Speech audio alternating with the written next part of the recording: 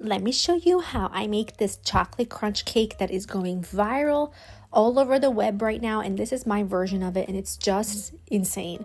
I know it looks crazy. It's certainly not the most beautiful thing to photograph, but I'm telling you, it's divine. I'm using a box cake mix for this because it works so well, and the key ingredient is using some chocolate pudding mix, instant chocolate pudding mix, to really intensify that chocolate cake flavor, and I'm telling you, it works like a charm. Now, the full recipe is written for you in the description. Please make this. It is so good.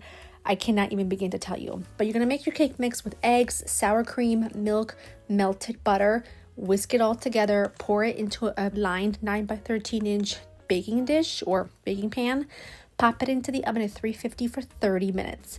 I know that the box directions are going to tell you 45, but you want to bake this for 30 minutes because you kind of want it to be a little fudgy. When it comes out, let it sit aside for like 15 minutes to come to room temperature a bit. And in the meantime, make your Nutella ganache. Take Nutella, unsweetened cocoa powder, powdered sugar, some semi-sweet chocolate chips or chocolate chunks, and some heavy cream.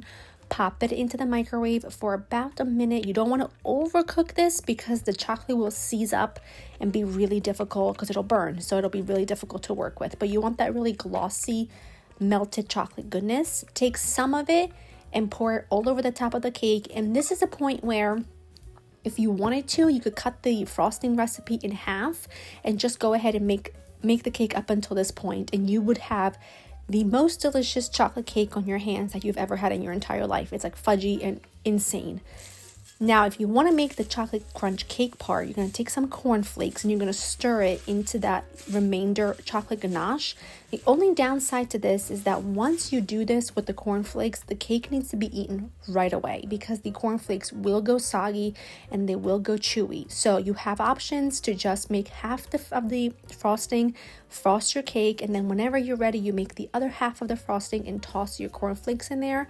That way they remain nice and crispy. But it is so sensational, so fudgy, gooey, chocolatey, and insanely good. You have to make this. Please promise me you'll make it. It is one of the best things I've ever made. My family went crazy for it. We shared it with our neighbors, our friends, and everyone raved. You will love it. I hope that you make it and hope that you enjoy.